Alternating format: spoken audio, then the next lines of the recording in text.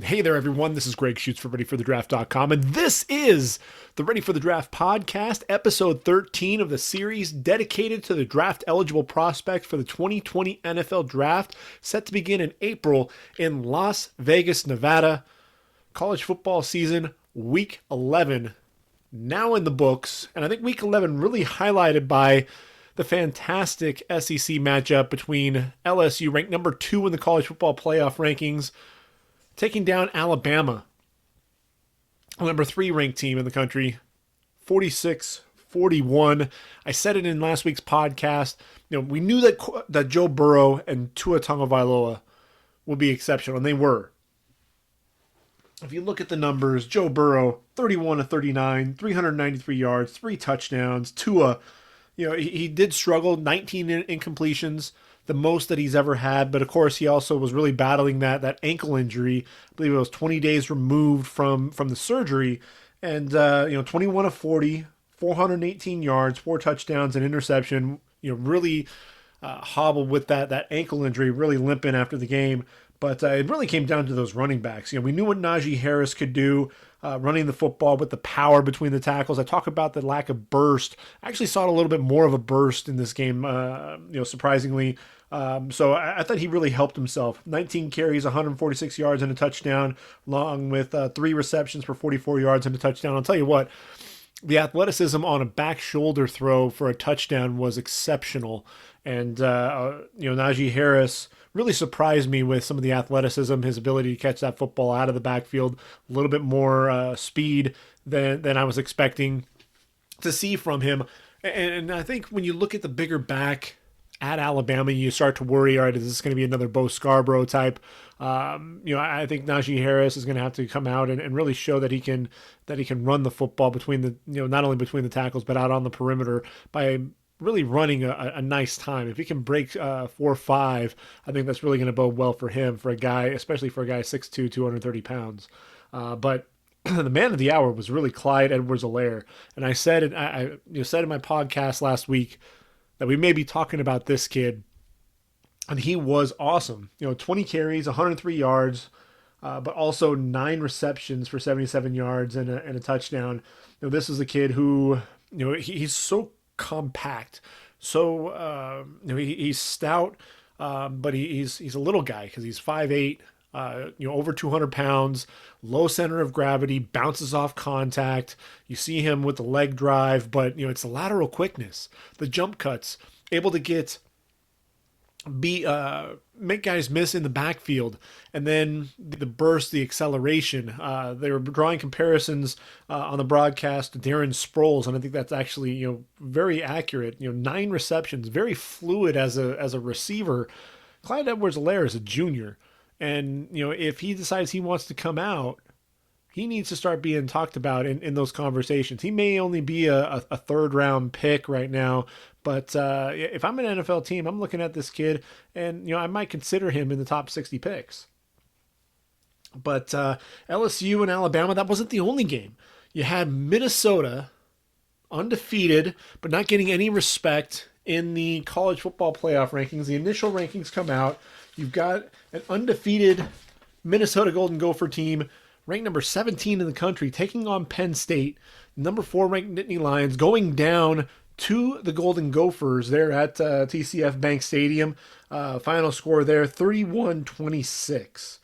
And Minnesota really had control of that game the entire game. Tyler Johnson, for as much as I've talked about Tyler Johnson and the inconsistency this year, not always having exceptional hands, he absolutely looked tremendous in this game. A big play wide receiver down the football field, had a one-handed catch, just reached out for the ball with one arm and made that reception. 7 catches, 104 yards and a touchdown. Rashad Bateman showing some speed, getting vertical as well. 7 receptions, 203 yards. That's 29-yard average per reception with the long of 66 yards. Scored a touchdown there. And then Antoine Winfield. All the hype right now is everyone's talking about Grant Delpit and Xavier McKinney there at the safety position, rightfully so. Now, Antoine Winfield would be a true junior this year had it not been for a season-ending injury a year ago. He's a redshirt sophomore, and he was phenomenal in this game. 11 tackles to go along with 2 interceptions on the game, and he just seems to be everywhere. He does a little bit of everything. Plays the center field exceptionally well. Shows that range over the top. Reads the quarterback's eyes. Plays in the box. Very good open field tackler. He'll blitz the quarterback. He can cover, and we saw that, covering guys in the slot. Antoine Winfield should be a guy, if he decides to come out, I think he'd be a high draft pick. I think we have to consider him in the top 40 picks. We look at a guy like Darnell Savage, a guy who was able to do a little bit of everything, and he actually snuck his way into the first round there with the Packers, and he's had a really nice rookie season to this point. I'm looking at Antoine Winfield, and I don't really understand why anybody else is talking about this guy. He's tied for the FBS lead in interceptions now with Douglas Coleman there at Texas Tech with 7. And he's all over the field. And they really had to identify where Winfield was going to be at all times. I think if Winfield may come back for another year. I mean, you look at Tanner Morgan, he'll be back. The quarterback played exceptionally well. Rashad Bateman's only a sophomore. He'll be back on the offensive side.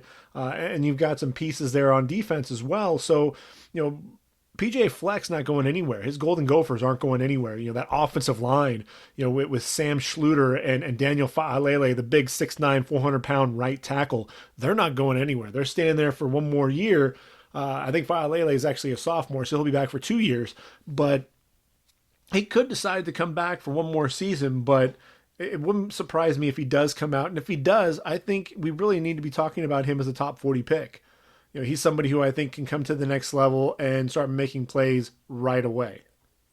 So, obviously, more than just those 2 games last week that I got to watch, and we'll get into that later. But really what I want to do is take a look at some of the positional rankings and really some of the guys at each of the positions. We've taken a look at the entire offensive side of the football. We've talked quarterbacks and how Joe Burrow is closing the gap, may actually now, with Cincinnati looking like the likely number 1 overall pick, Joe Burrow from Ohio, there's a good chance Joe Burrow might be the odds-on favorite to be the number 1 overall selection. You got Tua Tagovailoa right there. We know what Tua's all about, but those ankle injuries have to be concerning. Your quarterback, if you can't get him out on the football field and you can't keep him there, then you're going to be in a lot of trouble. And then obviously Justin Herbert, the big-bodied, strong-arm quarterback. A lot of people look at him as the number 1 quarterback in this year's draft class. Reminds me a lot of Josh Allen. A little bit more accuracy than Allen did coming out of Wyoming, but knows what to do with the football. Very intelligent, high football IQ. He's going to be a guy that's going to be another top 15 pick. So you have 3 top 15 picks there at quarterback. Jake Fromm is another guy that I think people are trying to overlook because of the lack of athleticism. But I'll tell you what he does with the pre-snap reads and what he does, between the ears, that's something that I think you can't really replicate that. This is something that this kid, those intangibles are very valuable at the next level. So he's someone I think to keep an eye on. Someone may end up getting a steal with Jake Fromm.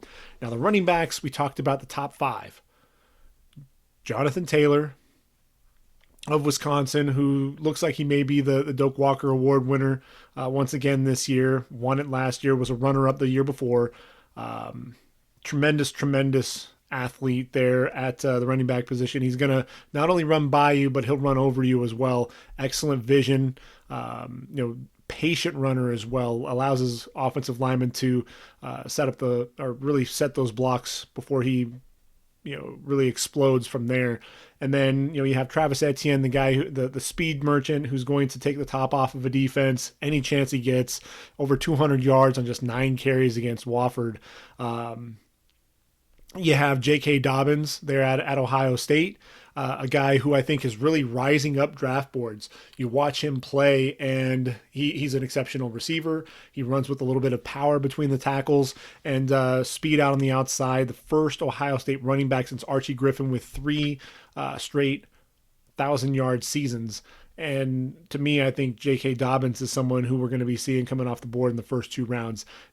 DeAndre Swift may be the most complete back of the group. He's someone who I think not only can he run with power, run with speed on the outside, but he's an exceptional receiver, very fluid, very natural pass catcher, runs really good routes, but he can also pass block. And that's something that I think is going to be key for him. Plus, there's not a whole lot of wear on those legs. We see what a fresh running back like Josh Jacobs is able to do there in the NFL. So I think that's something that bodes well for DeAndre Swift. And then, of course, there's Chuba Hubbard.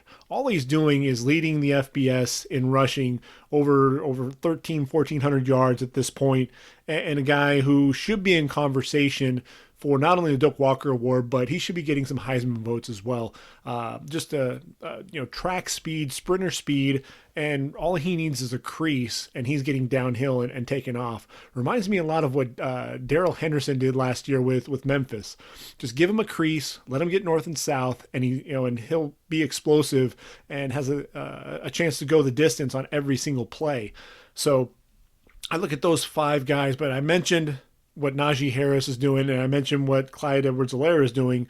So that's the beauty of this NFL draft process right now, is a lot of it is fluid. There are guys that are moving up draft boards, moving down draft boards week after week. So you really have to kind of be patient and allow all of this to kind of matriculate, and we can really kind of get that final game in before we really start talking about players. And then obviously you have even before that, you have the All-Star games, then there's the combine, then there's all the pre-draft workouts. You're talking about free agency, a lot of different things going on before we actually get to the draft. Wide receivers, man, there's one tremendous class of wideouts. You've got Jerry Jeudy at the top with the speed and the route running. You've got CeeDee Lamb, who reminds you of Nuke Hopkins or a Julio Jones, a skinnier version of Julio Jones. Henry Ruggs, who's this year's Marquise Hollywood Brown. I think those are your top guys, along with T. Higgins, who has a tremendous catch radius there for Clemson. Laviska Shenault is a guy, if he can stay healthy, he'll be a playmaker at the next level. Then after that, there's Tyler Johnson of Minnesota. What he did against Penn State really kind of solidified himself. He's back. He's someone that we really need to take notice of. Michael Pittman Jr. there at USC. What he's able to do in that offense, even though teams are game planning for him, they're making Tyler Vaughns and Amon-Ra St. Brown and Drake London and all those other receivers there for the Trojans beat them. They are not allowing Michael Pittman. When you have a defense that is completely scheming to try to take you away, you're a dude. You're a playmaker. You're a guy that team has to scheme for. So that's something that I think he's not getting out of the second round. He shouldn't, at least. And then the tight ends, we talked about Bryson Hopkins and Albert Owe-Bunam and Jared Pinkney as some of the top tight ends in this year's draft. Offensive line, Tristan Wirfs and Andrew Thomas are going to be battling it out for the top tackle spot. Alex Leatherwood, a surprise, in some regards, because really not sure what we were going to expect because he was playing the guard position for Bama a season ago. Jedrick Wills, the right tackle there for Bama, very physical at the point of attack. I think this is actually a decent class for tackles. You got a guy like, Calvin Throckmorton there for Oregon, who's played 4 positions, really plays the right tackle well, shows off a little bit of athleticism on the left side. He's someone who, could very well fall to round number 3, but you'll be getting a nice tackle there if you get him. I think Trey Adams has a chance to be a first-round pick there for Washington. Really, the medicals have to check out for him. That back and the knee, it's really going to be critical there, but he didn't look himself when he came back from the back injury a season ago. He looks in rare form now. I think he looks like a polished offensive lineman and somebody who I think, again, if the medicals check out, he's someone who's going to rise up draft boards very quickly. Interior of that line, the guards, Trey Smith, Natani Muti, if Fresno State, if the medicals, for him, I don't know that he's going to come out in the draft now. But Ben Bredesen Shane Lemieux, Tommy Kramer, a lot of veteran offensive lineman. Kramer battling an injury, out for the year for the Fighting Irish. And then at the center position, there are a lot of centers. There are a lot of junior centers too. Underclassmen in general. Because you have Tyler Biadasz, the junior who's started every game there at the center position for Wisconsin, just a veteran presence. You've got Creed Humphrey. Once he entered cracked the offensive line a season ago as a redshirt freshman, that really solidified that group, and really a big reason why they were received the Joe Moore Award for the top offensive line. But it doesn't stop there. You've got Lloyd Cushenberry at LSU is really coming on and playing well. Jake Hansen, who's really an intelligent player there at Oregon. Darrell Williams for Mississippi State's an intelligent center. So there are quite a few guys that are out there that are going to be on the board. I'm probably going to be taken off the board early. At the center position. We only have 5 centers taken a season ago. There are at least 5, 6, 7. Nick Harris from Washington's another guy. Only 6'1", but very intelligent. Always seems to be not only on his block, but he sustains his blocks to the whistle. Plays with excellent leverage. So those were all the offensive players that we were talking about in the last few podcasts. So we're finally going to go ahead and flip things over, take a look at the defensive side of the ball. We're going to really get back into the trenches and talk defensive tackles, get the interior of that defensive line.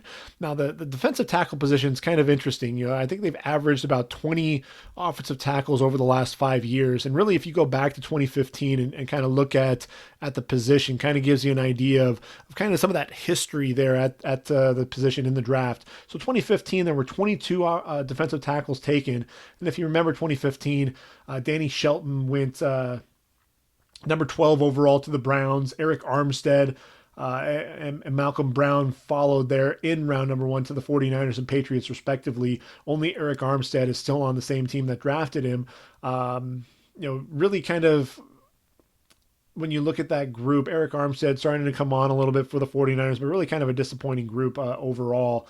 Some of the other names in that draft from day number 2, Mario Edwards, Eddie Goldman, Jordan Phillips, still there with, I believe he's still with the Dolphins. I know he's still in the league. Carl Davis, there with the Ravens, Xavier Cooper. And then if you go to day 3, the biggest find was Grady Jarrett. Sitting there in round number 5, first pick of round number 5, the Falcons get a steal and really a gem. So that's one of the things that's beautiful about the draft. And when you're looking at the defensive tackle position, you never know when you're going to find guys. Christian Covington is still in the league. He was a late 6th round pick. Let's see, who else? Tyler Davison, playing for the Saints out of Fresno State. He was a mid 5th round pick. So there are some guys that are still hanging around from the 2015 draft class. 2016. I moved to 2016. There were 23 defensive tackles taken. And really looking at the top of the board, that was the year Sheldon Rankins came out number 12 overall. He's been battling injuries his entire career. Kenny Clark going to the Packers. Robert Nkemdiche, Vernon Butler rounding out the first round. But round number 2, that's when you saw Chris Jones go to the Chiefs. This guy's just been wreaking havoc everywhere. The 2 Bama boys there at defensive tackle, taking just 4 picks apart, one at 15, and that was Ashawn Robinson, and then Jaron Reed taking at number 18. We're going to actually look at their stats just a little bit here as we talk about some of these defensive tackles, because these were 2 guys that were really looked at as more of run defenders than pass pass rushers, interior pass rushers. And that's why they fell down the draft a little bit, as opposed to some of the other names that we called upon. But you look at a guy like Jaron Reed, he's actually developed into a decent pass rusher. Adam Gotsis, a good depth player there. Malik Collins playing for the Cowboys. They were taken in round number 3, as was Javon Hargrave coming out of South Carolina State going to the Steelers. Andrew Billings still playing there for the Bengals. He was taken in round number 4. Matt Ioannidis ended up being a steal coming out of Temple in round number 5. Let's see, 2017 had another 21 defensive defensive tackles taken. That was a year that we didn't see a defensive tackle taken in round number 1. I'll tell you right now, we're not going to see that this year. But Malik McDowell taken, in round number 2, the third pick in round number 2 out of Michigan State, no longer in the league. We'll be talking about him when we talk about Raequan Williams there for the Spartans. Larry Ogunjobi, first pick of round number 3. He's really been a nice surprise for the Browns. They're playing out of Charlotte. As we go through the rest of that draft, names that really pop out. It was kind of a thin year in terms of guys that really produced. So you move to 2018, and 2018, you'll guess it. You've got over 20, but this was actually 24 defensive tackles. Vita Vea, Darren Payne, Taven Bryan in round number 1. Guys that kind of a mixed bag of results there. PJ Hall for the Raiders taken in round number 2. BJ Hill, round number 3. Derek Noddy starting to come on for the Chiefs. He was taken in the 3rd round. Let's see. Deidrin Sanat for the Falcons in round number 3. And Maurice Hurst had the issue with the heart. He fell all the way to round number 5. He's playing well there for the Raiders. So it was, a draft, again, mixed bag, and it's one of those positions that's kind of difficult to really to predict. We look at last year's draft, just 17 defensive tackles taken. Ed Oliver, where have you gone? He went to Buffalo, really an athletic specimen, and I was expecting him to potentially even go as high as number 4 to the Raiders, but he's kind of disappeared, and I don't know why. But, a pair of Clemson Tigers taken at number 13 and number 17 with Christian Wilkins and Dexter Lawrence, respectively, playing for the Dolphins and Giants. Those two guys absolutely are hits for those two teams. And really, it's still too early to really give things up on Ed Oliver. But, really wondering when he's going to step up his game. Jeffrey Simmons, went down with that ACL injury, but it's really paying off. The gamble paid off for Tennessee, 19th overall pick, and he's been wreaking havoc ever since he came back from the knee injury. Jerry Tillery, taken in round number 1 by the Chargers. He just hasn't been dominant at all, and you're just waiting for him. The big question there was, did he love the game? He was kind of the Renaissance man.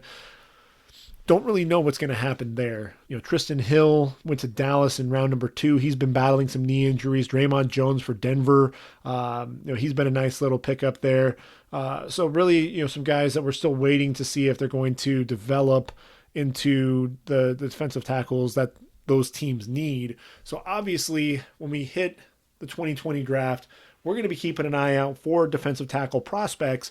But I'll tell you what, beyond the top 2 defensive tackles, there are a lot of question marks that I have. A lot of guys, if you hear me talk about Rashawn Gary from a season ago, a lot of it was, is it production or potential? What are we really looking for? Because Rashawn Gary, the production wasn't there. It was all hype. We were talking about him more so about the physical specimen. What did he do at the combine? Tremendous athlete. Still went number 12 overall to the Packers. So when you look at that and you're talking about some of these defensive tackles, there are some guys like Marvin Wilson who we're going to be talking about here in just a minute. Raekwon Davis is another guy. We could see them pop into round number 1 because of their athleticism, because of that potential that's really going to outweigh some of that production. But if we're talking defensive tackles for the 2020 draft, let's make no mistake about it. Let's not overthink it. Derrick Brown is the top defensive tackle, and he should be a top 10 pick. We know that, looking at last year's draft, Ed Oliver went number 9 overall to Buffalo, and then Christian Wilkins number 13 to Miami. I'm looking at Derrick Brown, and I don't know that he's going to crack the top 10 just based on some of the skill position players that we're going to have here in the draft. A guy like Isaiah Simmons is also going to be right up there. A couple of pass rushers we know, obviously with Chase Young, possibly AJ Epinesa, but Derrick Brown shouldn't go any lower than the number 13 where Christian Wilkins went. The thing with Derrick Brown is he's so disruptive. He's 6'5", 318 pounds, so powerful with his hands. I think that's one of the things that you see. He's low out of his stance. He's so quick off the ball. And then those hands, he follows that up and just jacks a guy back. And that's really one of the big things. He gets the guy off balance, and then he uses a quick arm over, uses his hands really well, to do a quick slap and rip as well. Gets into the backfield. Not only is he penetrating the line of scrimmage in a hurry against the run, he's also collapsing the interior of that line against the pass as well. So, I mean, if you look at some of these numbers through 9 games this year, 36 tackles, 7 for loss, 4 sacks, 3 pass breakups, a couple of fumble recoveries, 2 forced fumbles as well. And honestly, the year prior, 48 tackles, maybe even more impressive, 12 and a half tackles for loss, 4.5 sacks, a couple of pass breakups, fumble recovery, and a forced fumble there as well. And really, one of the things that really showcased what he could do was watching Deshaun Davis, that linebacker, inside linebacker for Auburn a season ago. He was making plays all over the field. And I think a big part of that was that defensive line. And you can talk about, all right, well, there are a lot of guys on that defensive line who are studs and NFL prospects. And yes, Marlon Davidson is going to likely go to the NFL, here, this next season. Nick Coe, another guy that we're going to be expecting to see there. But, it was Derrick Brown. The teams had to game plan for him and had to know where he was on the field at all times. And really a beneficiary of that was Deshaun Davis, who had 112 tackles on the season, 15 going for loss. So you're talking about holes that are being created there at the line of scrimmage, allowing him to shoot the A-gap and really disrupt the play behind the line of scrimmage. And I'll tell you what's really crazy is, Derrick Brown has had tremendous games against Texas A&M. So as a junior, here's what's crazy. As a junior, had a total of four tackles, 2.5 tackles for loss, and a sack as a junior. And then this past season, here in 2019, 4 tackles, 3 going for loss, 2 sacks, 2 pass breakups, and a forced fumble. 24 games with at least a half a tackle for loss, and 13 games with at least a half a sack. The production is absolutely there. 28.5 tackles for loss in his career, 12 sacks, 7 pass breakups, 5 forced fumbles, 4 fumble recoveries, and of the 152 tackles, 78 of them were solo. Absolute game wrecker there in the middle. And I'm looking at Derrick Brown. He's got to be a top 10 pick. And he's clearly the number 1 interior lineman in this year's draft. So you're talking Derrick Brown. If he's going to be number 1, who's number 2? I think that was one of the big questions that we had for a little while. And then Javon Kinlaw out of South Carolina really emerged. The 6'6", 310-pound junior really took the world by storm as a sophomore. 30 tackles, 9 going for loss, 4 sacks, 5 pass breakups, 2 forced fumbles. So far this year through 10 games, it was 10 games last season as well, but through 10 games this year, already up to 27 tackles, 5.5 for loss, 5.5 sacks. So he's actually improved on his sack total, 2 pass breakups and 2 2 fumble recoveries. So this is a guy who knows what to do, when he's around the football, gets a hand up to knock passes down, able to rip the ball free whenever possible. But he's so athletic for being such a big guy. He's got tremendous length, uses that length to his advantage, really kind of another guy who can jack a guy back a little bit with his hands and the power, but you're going to see a really nice swim move out of him, and a guy who is, he'll use some power, not to the extent that Derrick Brown does though, but you'll see a little bit of power out of Javon Kinlaw, but you're going to see the quickness off the ball. He's beating his guys off the ball and shooting into the backfield in a hurry. So to me, I look at Javon Kinlaw, the way that he's just been able to wreck games this year, along the interior of that offensive or that defensive line for South Carolina. To me, Javon Kinlaw is going to be the guy that we're talking about as a probably mid to late first round pick. So after that, here's some guys, that are kind of the question marks. Tremendous athletes and a ton of potential, but is the production there? Is there enough production? So the first guy we're going to talk about is Raequan Davis out of Alabama, 6'7", 312 pounds, really was on a tear and kind of had his sights set on the NFL draft as a junior, because sophomore season, 69 tackles, 10 tackles for loss, 8.5 sacks, an interception, that he had in the championship, fumble recovery, just a guy who was making plays all over the field. And let's see, had sacks in 5 straight games. Had a sack against Clemson and also in the national championship game, and he really looked like he was destined to be the guy for Alabama. As a junior, had 55 tackles, 5.5 tackles for loss, just a sack and a half, and really just disappeared in a lot of games. You're really wondering what the heck happened. Where did he go? And that was really one of the question marks, was where was he? And he that was probably the most difficult. Was watching his performance, because that's a big reason why he came back for his senior season. Let's see, 7th game, he got his first half a sack versus Missouri, and then had to wait until the playoffs to get his first full sack against Oklahoma. So only a sack and a half. And then so far this year, through 9 games, 36 tackles, 2 tackles for loss, and only a half a sack. The production just not really there. But one of the things that I will say is he's actually, even though the stats don't reflect it, he is having a much better year. You are seeing him use the length to his advantage. You are seeing him beat his man off the football with some quickness, able to uses those long arms to his advantage to kind of long arm the offensive lineman, getting his hand into the shoulder pad and kind of driving him back into the quarterback, disengaging and getting off the block to make a play on the football. So you do see some of that, but again, he's not getting home, and that's really a big question mark. Is he going to be a guy who's going to be around the play, or is he going to be a guy who's going to make the play? And that's really the big question mark that I have right now for Raekwon Davis. Mentioned Marvin Wilson before, from Florida State, 6'5", 311 pounds out of Florida State, and as a sophomore, 41 tackles, 4 tackles for loss, 3.5 sacks, a pass breakup, and a forced fumble. A guy that people were really looking to this year to really make a huge jump and make some plays.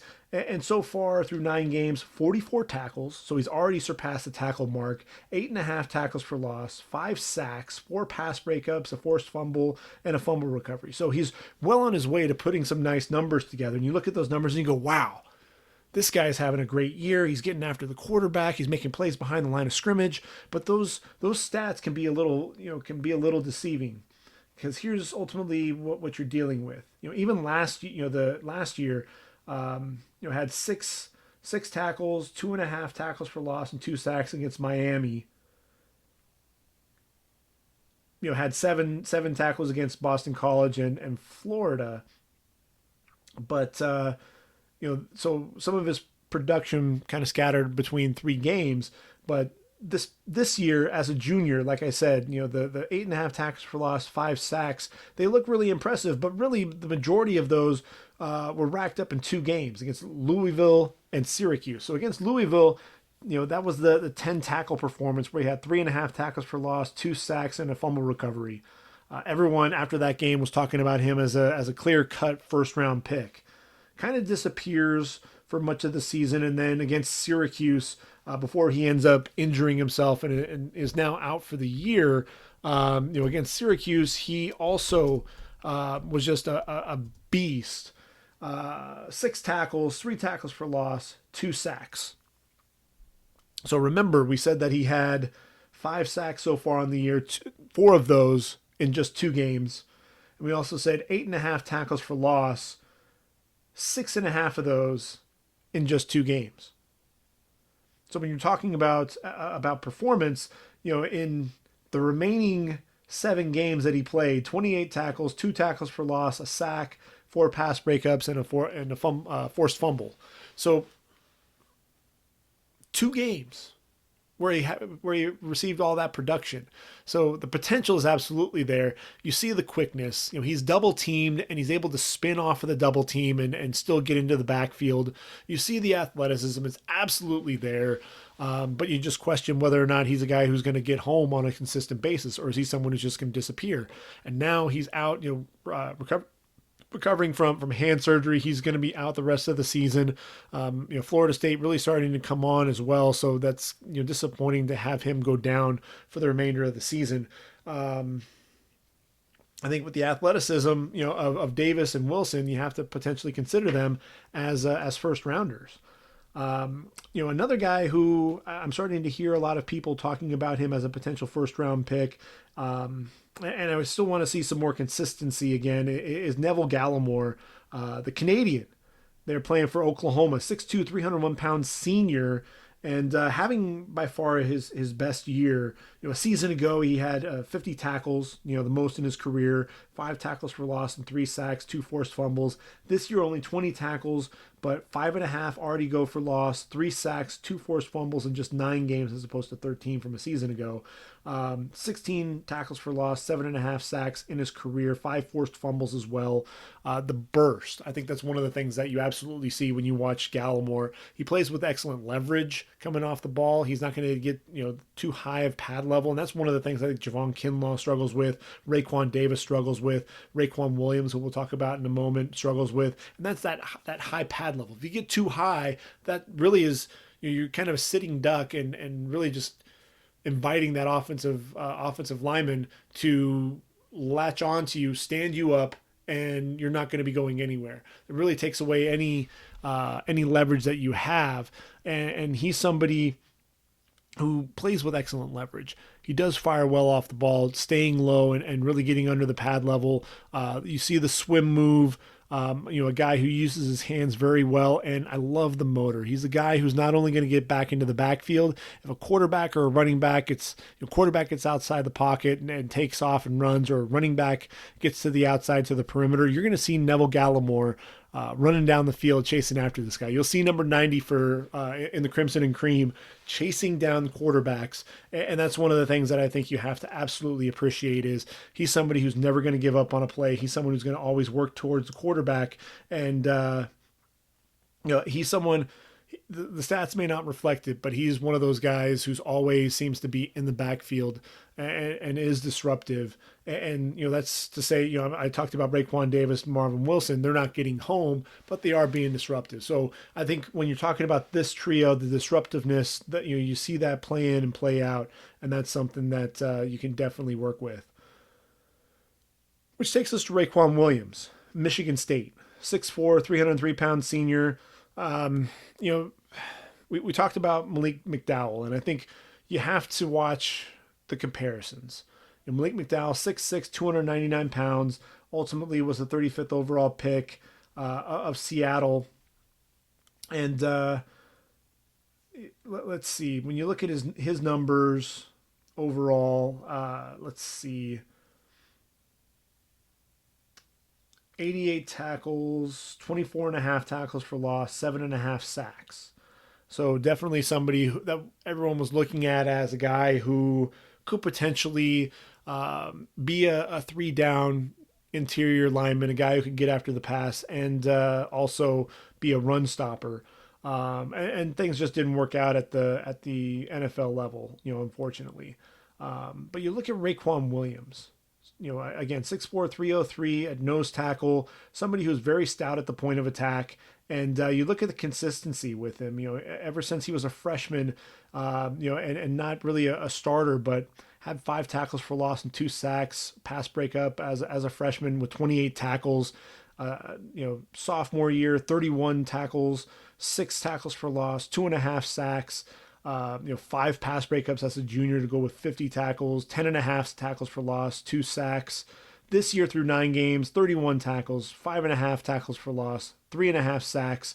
So that all adds up to 27 tackles for loss, 10 sacks, 7 pass breakups, 3 forced fumbles. So he's the nose tackle, a guy in the middle, and somebody who if he can keep that pad level low, he can be a disruptor. He's somebody who can take on multiple blockers, and somebody who has strength at the point, but has some quickness and a burst off the ball to get penetration quickly into the backfield to disrupt run plays and really blow up what the running back wanted to do. But he can also get after the quarterback. He can collapse the pocket from within, and that's something that you're really looking for. That's really one of the big things for Raequan Williams that I think everybody's going to be keeping an eye on as the season progresses. Michigan State, they play against Michigan. What can he do to really disrupt Shea Patterson? These next couple of games down the stretch are really going to be key for him. Which takes us now to Leki Fotu out of Utah. The big defensive tackle there, 6'5", 335 pounds, out of Utah. Leki Fotu, I got to see him when he was healthy against USC and was just wreaking havoc. And he's someone who is just so big, so physical there in the middle of the line, and a guy who just seemed to be living in the backfield. Someone who just plays with tremendous power, absorbs multiple blockers, really allowing Francis Bernard to make plays behind him. But again, someone who has some surprising quickness for his size, has some phone booth type quickness, and the strength, just driving his man into the backfield, collapsing the pocket from within.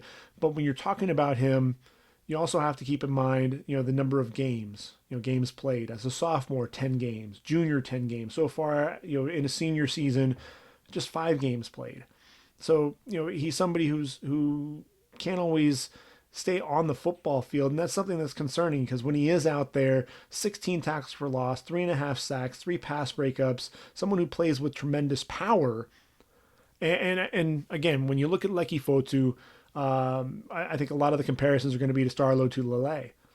Star Lotulelei, 21.5 tackles for loss, and 7 sacks, 4 pass breakups, 3 forced fumbles in his career there at Utah. A little bit more productive, rushing the passer, made a little bit more plays in the backfield, but that's in quite a few more games for Star Lotulelei than Leki Fotu. Even though Star came out after his junior season, I think he still ended up playing in. Well, let's see. To this point, he actually played in more games than Leki Fotu did.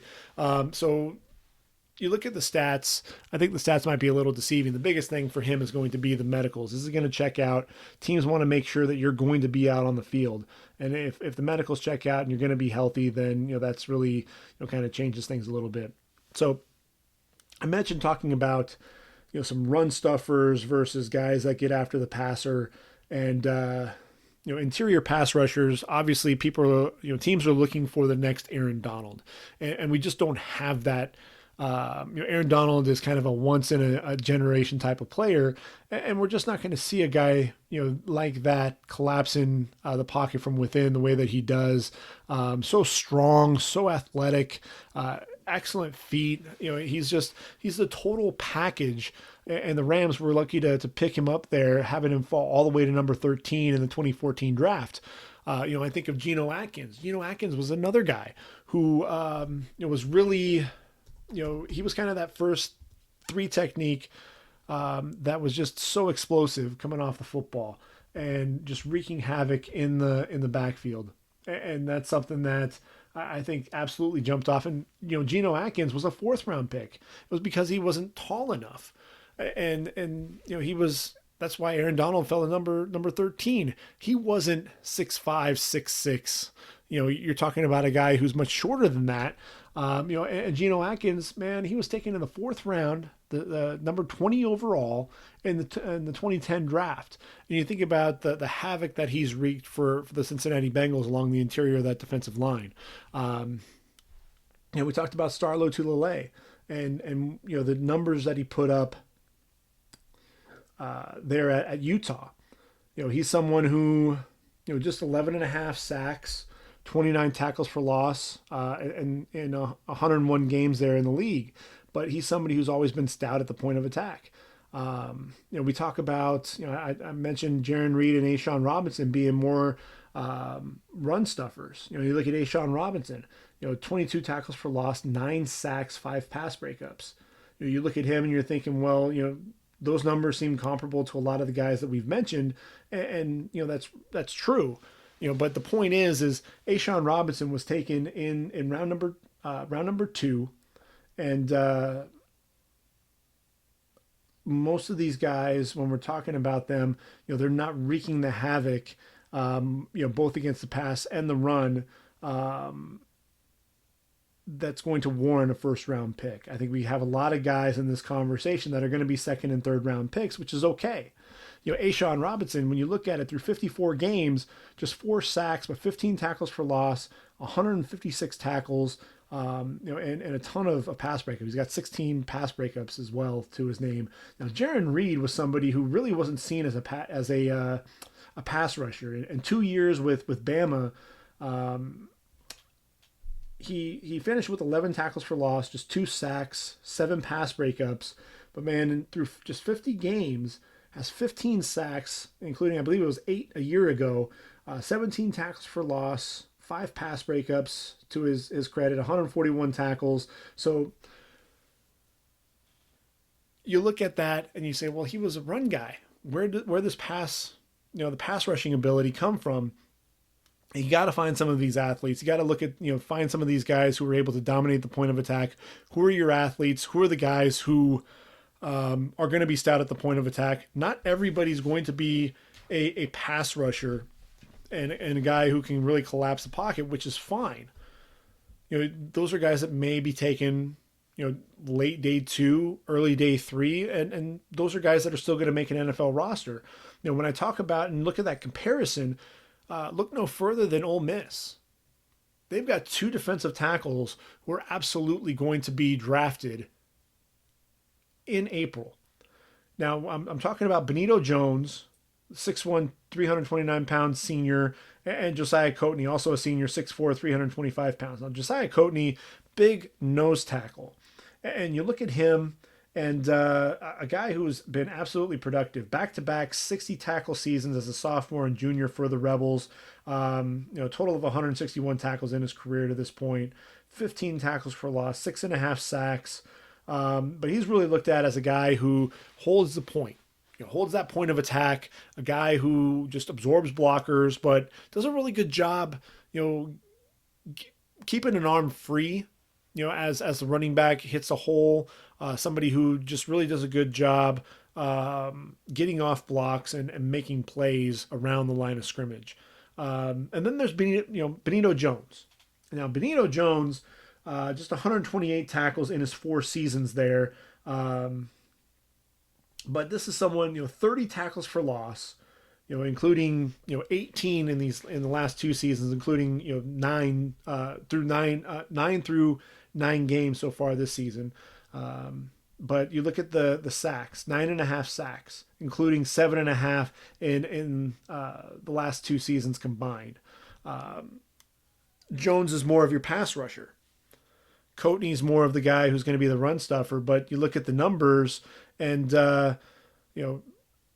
Coatney showing that he can rush the quarterback a little bit, but somebody who just 15 tackles for loss compared to Benito Jones with the 30, Coatney's going to sit there and absorb multiple blockers, really be stout at that point of attack, which is going to allow guys like Benito Jones to get free and get home.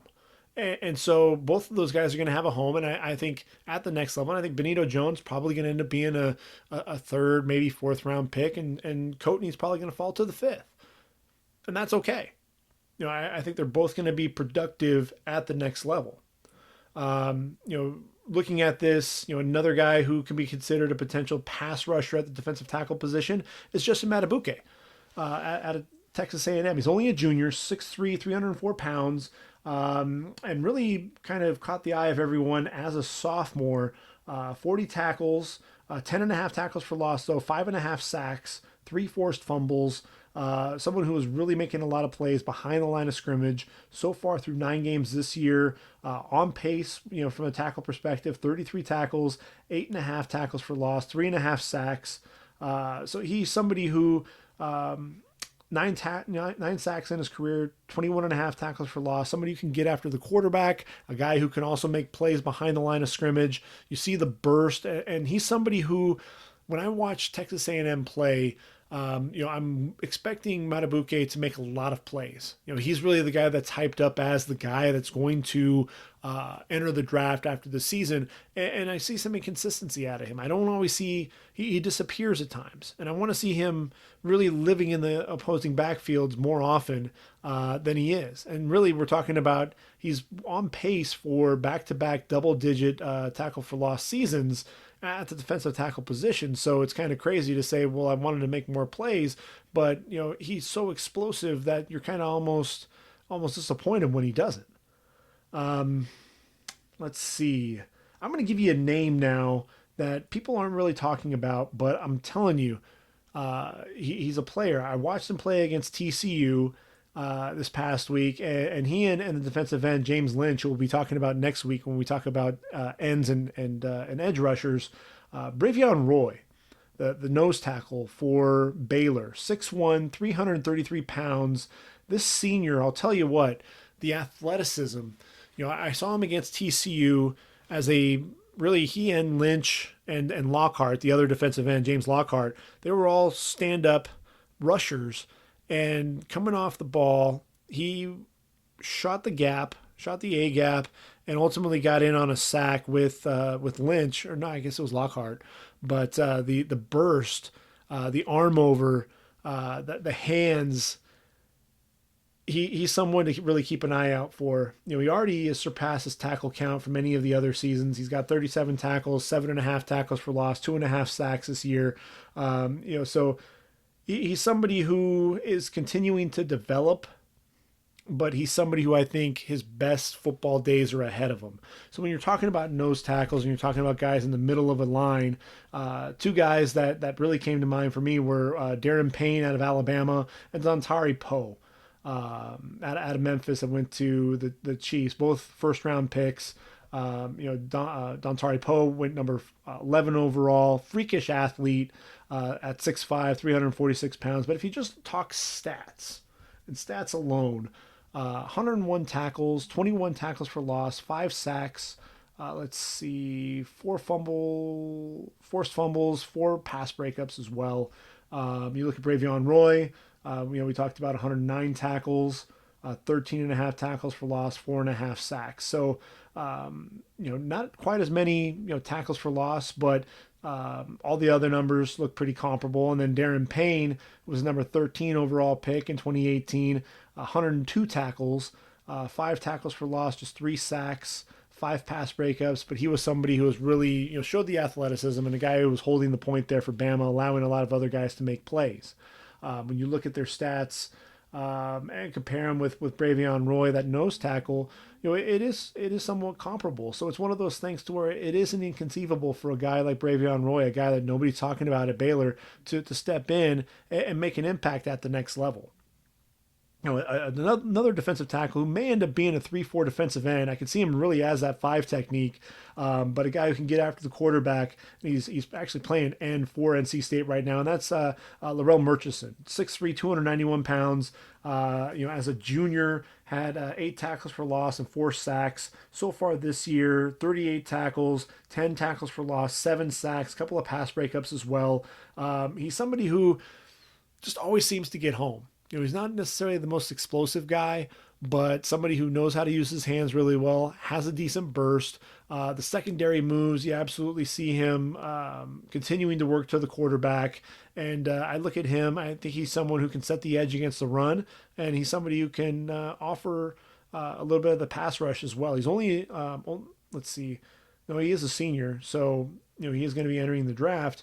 But when you look at this draft class, I probably put him in with the ends when it's all said and done, but he's someone I think you could also sneak inside as well, especially if you're going to go with an even man front on passing situations. Move him inside.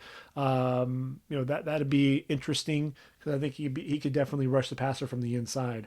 Another guy who can be disruptive is Jordan Elliott, 6'4", 315-pound junior. Started his career at Texas, transferred to Missouri, sat out the 2017 season. 2018 had a 3-sack performance in a game and really kind of caught everyone's eye. So far this year, just 1 sack, but 7 tackles for loss, 32 sacks.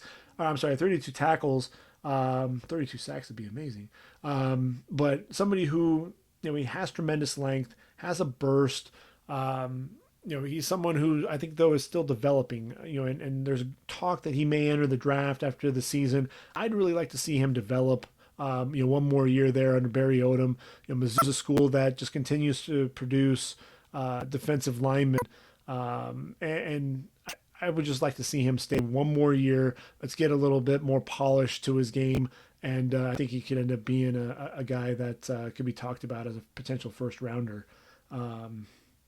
Robert Windsor out of Penn State, 6'4", 285 pounds. This is another athletic defensive tackle. 106 tackles in his career, 17 and a half of them going for loss, 12 sacks, 3 fumble recoveries, 2 forced fumbles. Windsor is a guy, he's a little undersized at 6'4", 285, could end up being a 5 technique, but somebody who just seems to continue to wreak havoc. He'd be a 3 technique if you were in a 4-3 scheme. And I love the burst. I love the motor. Always seems to be working, always seems to be trying to get to the quarterback.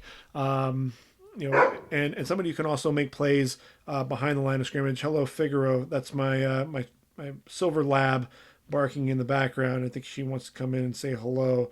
But let's see. If we take a look at Robert Windsor against Minnesota, he was someone who I think everyone was looking at to make some plays there for them. Ended up with 4 tackles on the game. Wasn't able to get home behind the line of scrimmage, but just somebody who continued to have that burst, and somebody who I think that the Gophers really had to key in on the interior of that line. You have Shaka Toney and Yetur Gross-Matos coming off the edge, but you had to really focus on Windsor there on the interior of that line, and so I think he got a lot of attention there. Let's see, a couple of other names to mention. One out of the Big 12 and one out of the Pac-12. Big 12, we're talking Ray Lima, 6'3", 302 out of Iowa State. Pretty athletic. 10 and a half tackles for loss, just a half a sack. But this is going to be a guy who's going to eat up blockers. He's the guy that, Jaquan Bailey, who's now injured, but he was freeing it up for him, for Orion Vance, who really got off to a great year rushing the quarterback. There at the linebacker position, Mike Rose, and of course Marcel Spears, one of my favorite linebackers in all of college football. He's the guy in the middle. He's kind of the tone setter right there in the middle of that line. A guy who's gonna get nasty, do a lot of the dirty work. Not going to be a guy who's going to produce a ton of tackles and make a ton of plays, but somebody who is absolutely going to be taking up a lot of space, absorbing blockers, stout at the point of attack, doesn't really get driven back, a whole lot, plays with a really good pad level. He's somebody who you may not see until day number 3 coming off the board, but somebody who I think will end up playing in the league for a while, just because of the fact that, you need to have some of those guys who are going to eat up blockers to allow some of the linebackers and some of our safety hybrids, making plays behind them. And then the last guy I'm going to mention is Mustafa Johnson out of Colorado, 6'2", 290, the junior, battling some injuries this year, but burst onto the scene as a sophomore. 52 tackles, 15 and a half going for loss, 7.5 sacks. Really just an explosive burst off the football. Uses his hands really well. He's 6'2", 290, and that kind of fits almost that Aaron Donald type mold. Through 7 games this year, 24 tackles, 4 tackles for loss, 4 sacks, had a fumble return for a touchdown. Look, the injuries have kind of hurt his if you were going to talk draft stock for this season, I think he's somebody who, looking at some of these other names, he's kind of the forgotten guy in this draft class. I kind of would like to see him come back for one more year. If he can put together an injury-free senior season, I think we can be talking about Mustafa Johnson as somebody to, really consider in the first 2 days. I think the athleticism is going to be there. I think he'll test really well if he were to come out this season. But I think he'd probably end up being a day 3 pick just because of some of these guys that I've mentioned prior. So those are some of the defensive tackles that I'm keeping an eye on for this draft. If you're counting, that was 17 defensive tackles. Not all of them, are necessarily going to be entering the draft because we have quite a few juniors that we were talking about here. But the average, I believe, over the last few years has been right around 20. I think we were, had a high of 24 over the last 5 years at least, and sat there right around 21, 22 defensive tackles. So a lot of these guys, if we're talking tackles, these are going to be some of those guys that are going to be in consideration. We've talked about some of the nose tackles there in the 34 defense. We've talked about some 3 techniques as well in a 43. And then, we've got some guys who are going to end up being 5 techniques when it's all said and done. But I think we got a nice crop here. We only have, like I said, a couple of guys who are surefire first rounders, a couple of guys who, based on their potential, may sneak into round number 1. I think you've got a lot of guys who are going to be day 2 and early day 3 picks.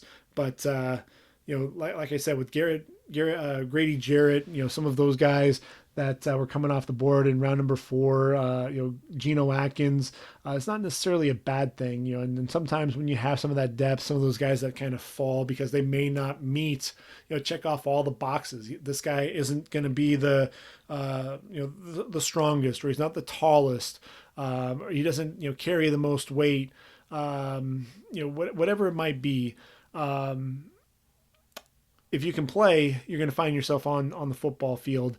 And, this is a good crop of defensive tackles. Not the most explosive, I think, that we've seen, but definitely a group who, I think can make some rosters and make some plays at the next level. So making a transition to really what I saw last week, these are going to be the games that I got a chance to watch. And if this is the first time listening to my podcast, I try to watch, at least 10 to 15 games and well over 100 games so far for the year. So some of the games that I got to watch, let's see if we go through it. Watched Toledo, Kent State, 35-33. Brian Koback, running back for Toledo, will be someone to keep an eye on. Next season, 6'2", 205. Pretty good burst there out of him. Let's see, Ball State and Western Michigan. The Broncos, 35-31 winners in that game. And look, Levante Bellamy is one of the running backs that nobody's talking about. I think he's 6th in the FBS in yards and 19 rushing touchdowns, most in the FBS. Has pretty good speed. Really a burst to kind of hit the crease. He's undersized. He's 5'9", 190 pounds, but a guy who's just really athletic. Giovanni Ricci, I look at him. Some of the blocks, I just have block on the outside, springing Keith Mixon on an end around for 47-yard touchdown, a block on the edge, to spring another running back for a first down, block on the perimeter to spring Mixon on a screen. So he's 6'3", 240 pounds. He's undersized, but Giovanni Ricci will probably end up getting drafted or drafted later, possibly an undrafted free agent, but somebody who I think can end up making an NFL roster as an H-back. Let's see, what else do we have? Miami of Ohio and Ohio, 24-21 winners there for the Red Hawks. Javon Hagan is somebody I think for Ohio has a chance. Had 9 tackles in the game, 2 pass breakups, takes really good angles to the football, very tight coverage on the receiver up the seam and able to knock the football away, runs the alley really, getting quickly to the ball, plays with a reckless abandon, doesn't always wrap up, kind of goes in looking for the big hit. So that's going to get himself into trouble. And then Doug Costin, the defensive tackle, number 58, 6'2", 295, fires low off the ball. We didn't even talk about him when we were talking about defensive tackles, but I think this is a guy who's going to have a shot. He'll probably end up being a late round pick, but he definitely is very explosive, has a nice rip move, powerful punch at the point of attack to kind of jolt the offensive lineman back, effort to chase the football. Very physical, strong. Actually shoved the right guard back into the quarterback and nearly grabbed the quarterback as he was doing so. Arm over off the ball to beat the center, getting into the backfield in a hurry, dropping the running back for a loss. So Doug Costin, somebody who was very disruptive in this game. And granted, he is playing the Ohio Bobcats and not the Florida Gators, but somebody nevertheless is someone who I think we have to at least keep an eye on. Let's see, Florida, no problem with Vanderbilt, beat them 56-0. Michael Pirine didn't have much of a game there. 4 carries for 13 yards. Did show off some hands. 4 receptions for 28 yards and a score. Keyshawn Vaughn, really good lateral quickness in the game. I think that's one of the things that you see that jumps off the line. Presses the line of scrimmage, lateral cut, able to go ahead and followed by another lateral cut, really to get outside. So there was a lateral cut, and then really to hit the one hole, and then saw that he actually had green grass out to the outside, another lateral cut, and was able to take off. I think he plays with a lot of emotion, actually slapped one of the offensive or defensive linemen during the game. CJ Henderson, 6'1", 202, the junior corner. He's been kind of getting a bad rap for the lack of tackling. There was a run play to the outside. He read it, shot in off the edge, able to drop him for a tackle for loss. Does a really good job reading the quarterback's eyes as well. That's one of the things that you see. Cover 2, and ball was thrown poorly, and really was thrown kind of behind him, and really kind of had to reach back. Ultimately wasn't able to make the interception because the ball was thrown as poorly as it was by Vandy's quarterback Deuce Wallace, making his first start. But a guy that we're going to have to talk about next season as a bona fide potential first round tight end is Kyle Pitts, 6'6", 239 pounds. He lines up all over the field. He splits out. He's in the slot. He's lined up as a traditional tight end. But somebody who is a dynamic player when the ball's in his hands. He was a receiver. Now he's playing tight end. And, when you think about some of those guys, you think of guys like Darren Waller. And I think Kyle Pitts, it fits that mold. So I think he's going to be somebody, as we talk, moving forward, someone that we're going to be definitely keeping an eye on. Mentioned the Penn State game against Minnesota. Tyler Johnson really showed off some hands there. 32 straight games with a reception, catch on a screen, made the first man miss in the backfield, cut to the outside, gets up the sideline. Let's see, catch up the sideline on a 38-yard touchdown, tracked the ball over his head to the outside, had the cornerback beat. Let's see, that's ultimately where he extended the left arm, pinned the football to his shoulder pad. Very strong fighting with the cornerback after the catch. Excellent on a back shoulder as well. Tyler Johnson really redeemed himself. Rodney Smith is an underrated running back. He's third in rushing in Minnesota history behind Darrell Thompson and Lawrence Maroney. But he's difficult to bring down. Very physical between the tackles. Has a little bit of a burst, but not a guy who's going to be a home run threat. But he's somebody, 5'11", 210 pounds, bit with the injury bug a little bit, so you're going to have to watch that. But somebody who I think can end up making an NFL roster. I've already talked about Antoine Winfield, and you know how I feel about him. He's a stud, and if he decides he's going to come out, NFL teams really have to take notice. Carter Coughlin, 6'4", 245, defensive end. Could end up being an outside linebacker in a 34 scheme. 21.5 career sacks. Shows good speed to the boundary against the run. Excellent effort. Really shot around the right tackle, dipping his inside shoulder. Then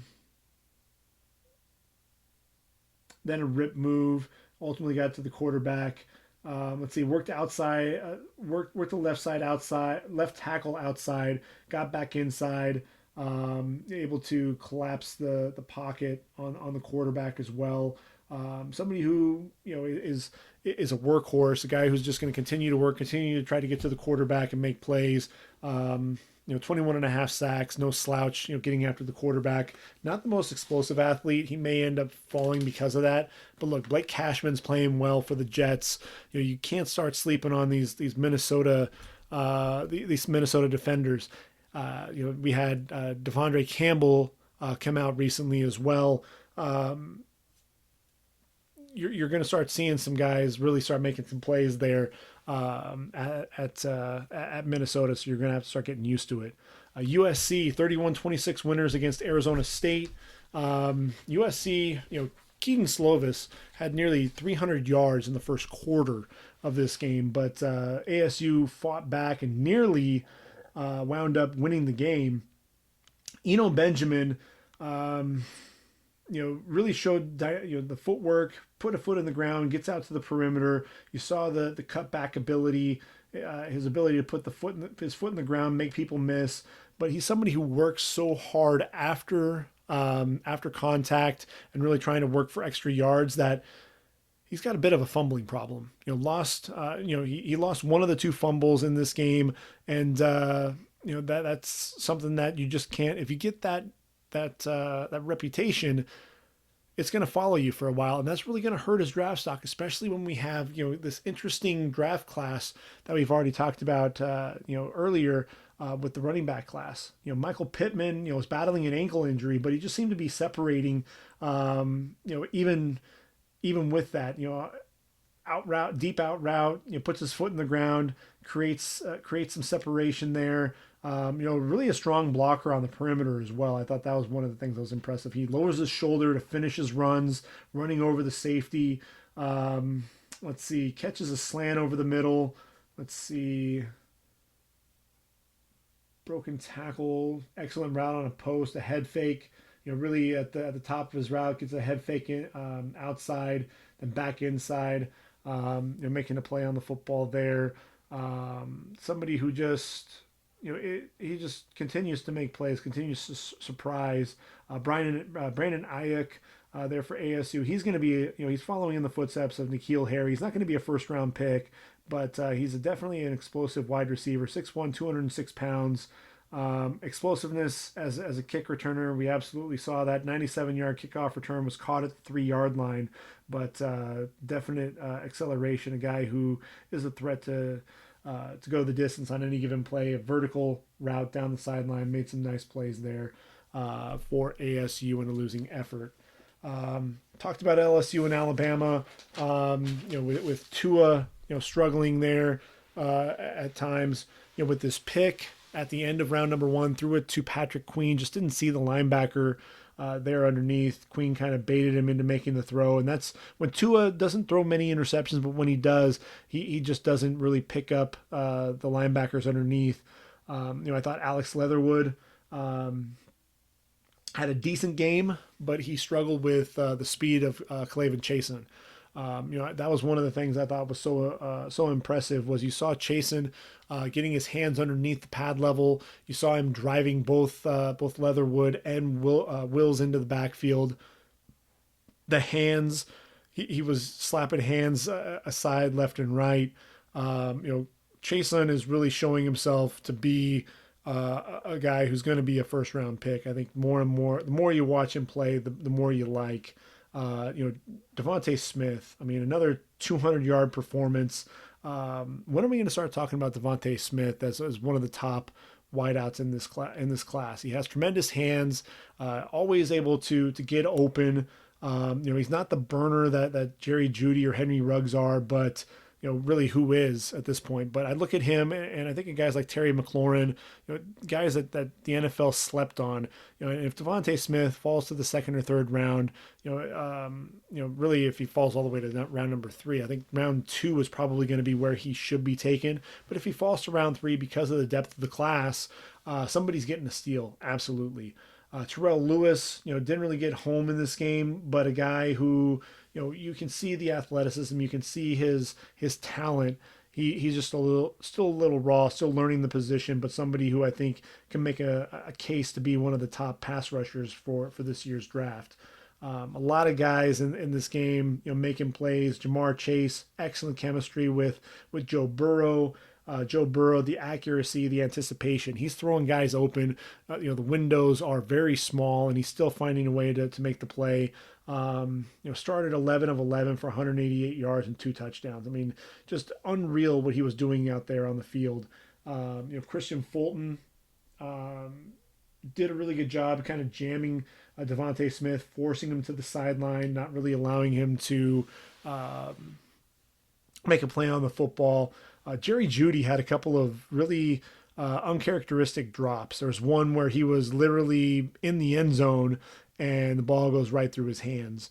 And Grant Delpit had a couple of missed tackles in the game. He was battling an ankle injury. So some uncharacteristic play from some of our top prospects for the draft. So really kind of an odd game of sorts. Tua at the end of the game, as I mentioned earlier, limping off the field, and the anticipation, he's got the arm strength to make all the throws, but the anticipation, the ball placement, those are things that you see. The slants hitting guys, throwing them open. You see that all the time, but it's going to be that durability that I think is going to scare teams a little bit, and I think that's why the gap between he and Justin Herbert really closing. And I think Joe Burrow, with Cincinnati sitting there at number one, Joe Burrow may end up being the number one overall pick. Kansas State, Texas. Texas ended up being Kansas State 27-24. Sam Ehlinger, he's someone who I think is going to get some hype next season should he come back. Samuel Cosme, the left tackle, 6'7", 300-pound sophomore. I think he's a redshirt sophomore, so there's a chance he could come out. You see really good footwork from him. He's very light on his feet. That's something that kind of jumps out. Baylor, beat TCU, had to go to overtime to do it. But James Lynch, 6 tackles, tackle for loss, pass breakup, a couple of quarterback hurries. But man, he's 6'4", 295. He could play in a 34 defense as a 5 technique, but uses his hands really well to get off blocks. He's a little stiff in the hips, but does a decent job turning the corner. Excellent effort pursuing the football, especially from the backside. I'm looking here. I have hands in a lot of my notes. Disengaging, able to rip through, able to ultimately flatten out and get to the quarterback. I thought he was one of the more impressive guys, along with Bravvion Roy that we've already talked about. Pro Wells is going to be a nice tight end prospect that we're going to be talking about next year. 6'4", 237 pounds. Dropped an easy pass over his shoulder up the seam, but then made a difficult diving catch later on in the game. And then Jeff Gladney there, the senior, 6 foot, 183 pounds. He's somebody who just blanketed Denzel Mims for much of the game. I thought that he does a really good job disrupting at the catch point. Even when he gets beaten, he's going to get back and looks to try to make a play on the football. Jalen Reagor, really a non-factor in the first half, and Reagor just 1 reception for 8 yards. He's somebody who we already talked about, questions with catching the football in traffic. He's somebody that I worry about, in terms of his draft stock moving forward. And then let's see, we've got 2 more games. We've got Wisconsin and Iowa. Jonathan Taylor having another big game. He went 31 carries, 250 yards in that performance. He's basically solidified himself in the game as the number 1 running back in the draft class. Tristan Wirth showed excellent power in his hands. Moved pretty well laterally. Really easy knee bender, takes good angles on his kick slide. I think that's one of the things that frustrates me sometimes is you'll see some of these offensive linemen and a lot of their kick slides, there's not a whole lot of depth to them. And, guys, especially the speed rushers, are able to beat them. Tristan Wirfs, I like the angle there. Really generates a lot of movement with, the hands and the legs. Just really the power in his hands. I have a note here in the running game, just buried Zach Bond, the athletic edge rusher there for Wisconsin. And then AJ Epinesa had maybe his best game of the season, 6'6", 280 pounds, really waiting for him to have that burst, in that breakout game. Using excellent hands, really heavy-handed defensive end.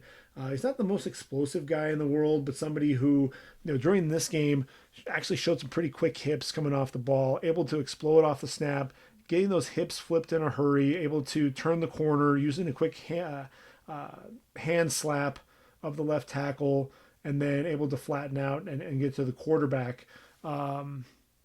He's somebody who, do you see the athleticism? It's definitely there. You've just been waiting for him to break out, and we'll see how things go as the season goes on. He's going to be taking on Minnesota this week, so a big game from AJ Epinesa, will bode well for the Hawkeyes, excuse me. And then finally, OU against Iowa State. Matt Campbell deciding to go for two after OU was up big over the Cyclones. Matt Campbell deciding to go for two.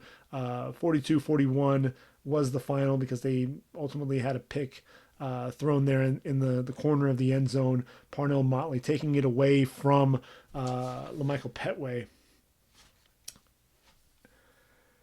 Here's the thing. CeeDee Lamb, fifth 100-yard game of the season, and was just an absolute beast. He was a guy who was cutting across the field, making plays. He was someone who also had two blocks on a run play. Let's see.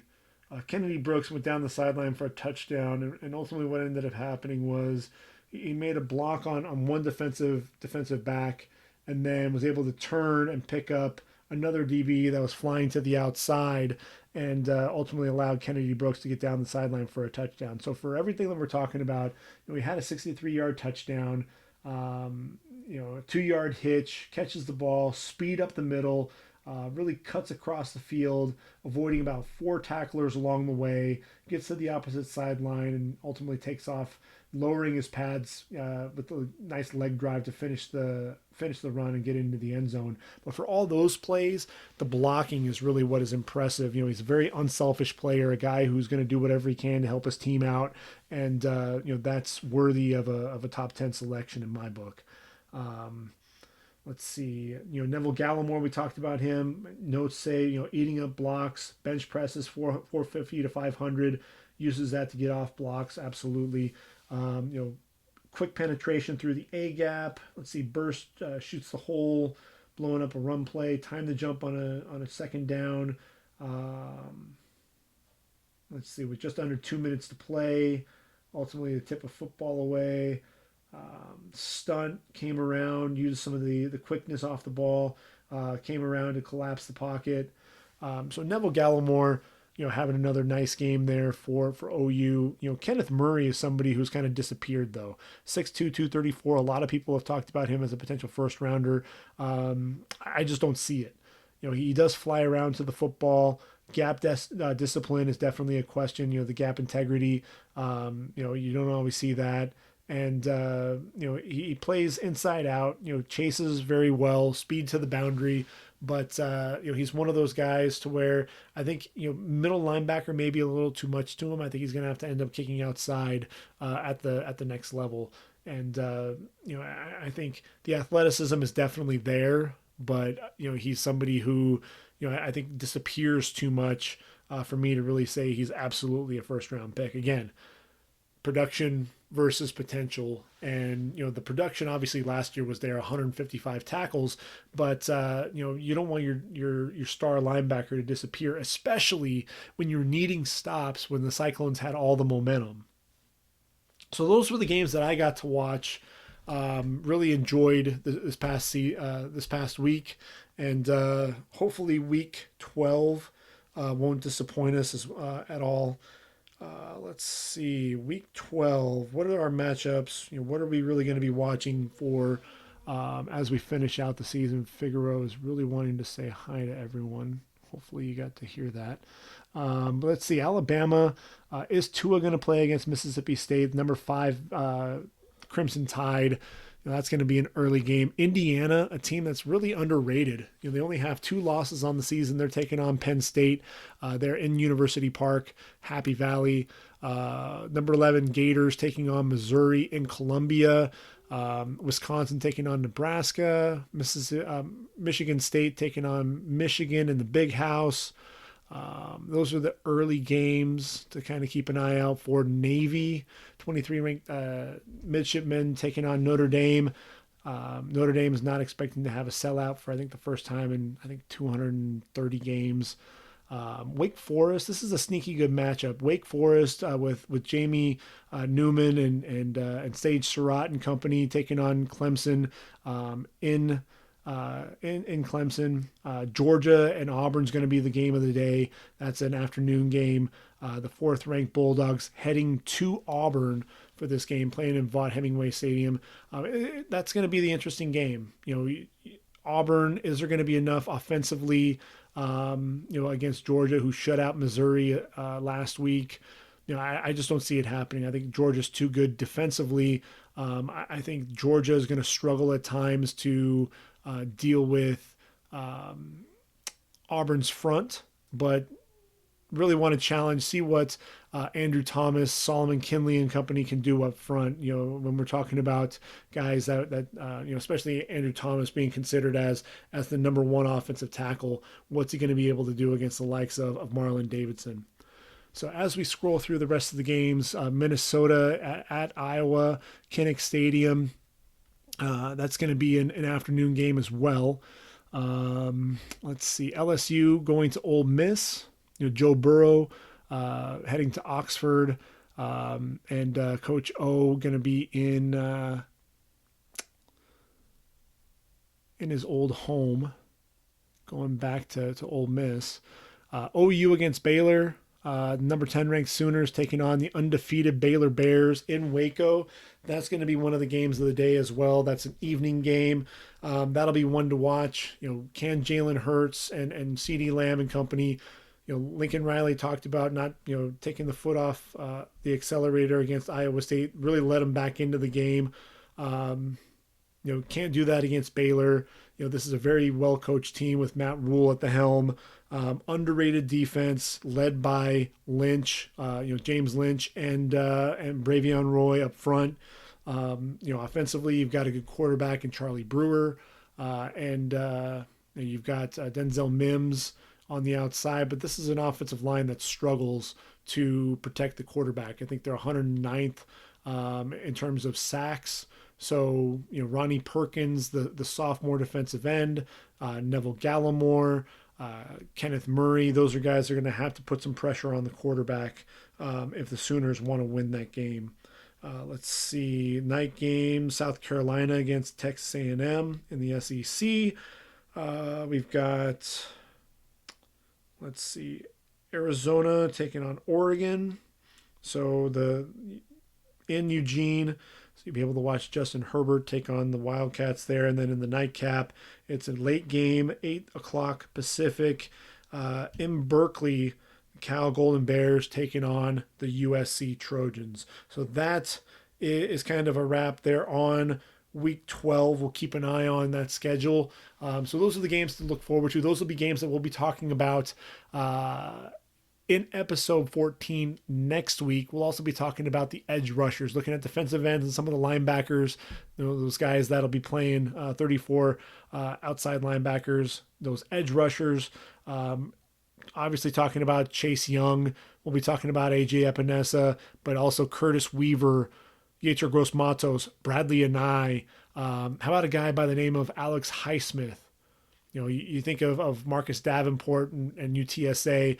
Alex Highsmith is going to be a pass rusher to watch coming out of Charlotte. And, so there'll be quite a few guys that we're going to be talking about. So I'm excited to really sit down and take a look at this pass rush group. After Chase Young, I think, there are a lot of guys that have yet to really emerge as that number 2 pass rusher. Could it be Terrell Lewis? Like I said, we're going to have a lot of guys to talk about. I'm looking forward to it. I hope you are as well. Enjoy this week of college football. We'll do this all over again next week. I'm looking forward to it. Enjoy your weekend, everyone. And until next time, for ReadyForTheDraft.com and the Ready for the Draft podcast, I am Gregg Schutze, and I am out of here. Take care, everyone.